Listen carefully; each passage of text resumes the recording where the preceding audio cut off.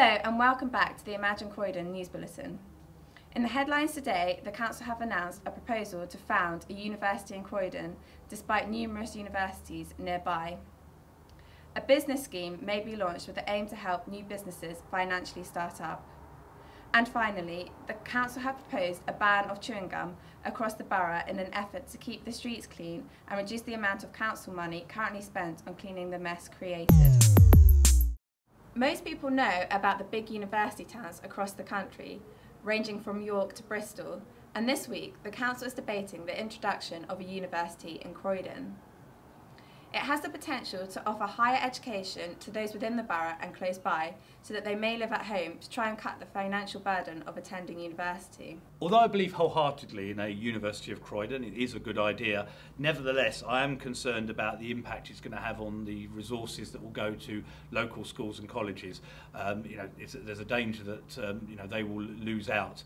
And also I do think that people living in Croydon already, we are very close to a number of other universities and higher education institutions, and I think at the present people should be thinking of going there rather than building a university for ourselves.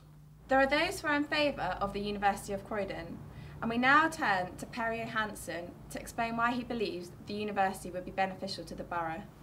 I'll be glad that a new university will be in Croydon, because that will bring more students to my club, young people. So therefore they will get more drinks, they will stay overnight, and they will party all the time. We know how the students are like. In other news, the Council have announced that they might introduce a new business scheme with the aim to help support new businesses who might otherwise struggle. The scheme plans to incorporate low interest loans, free training in key business skills, and also reduce business rates for the first 3 years of the business. Many local businesses are in favour of the scheme and see it as a positive step forward for the local economy.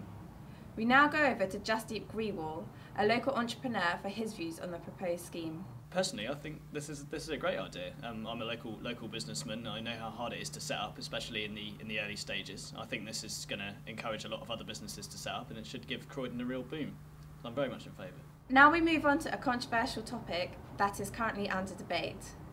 The Council is weighing up the decision over banning chewing gum from the borough.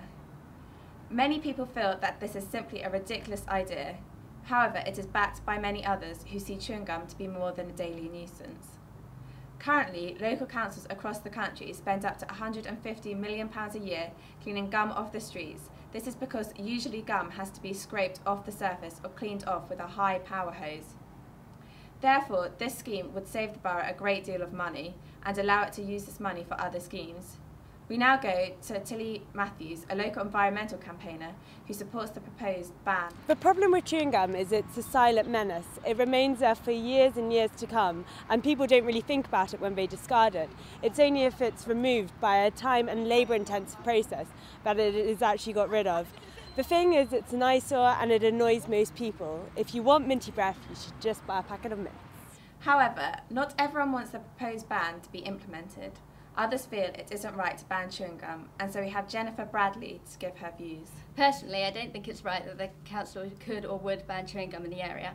I can understand that it's an eyesore or an annoyance, however it's not right that they should infringe on our personal freedoms this way.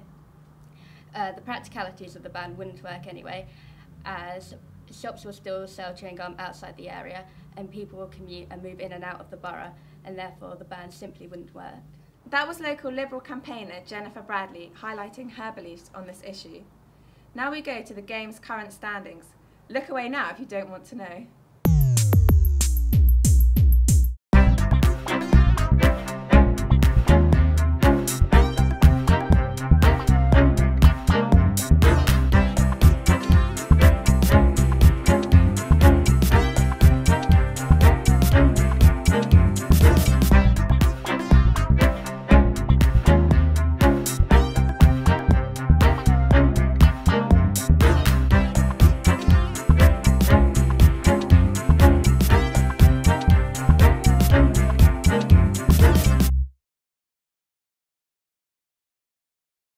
That's all we have time for today.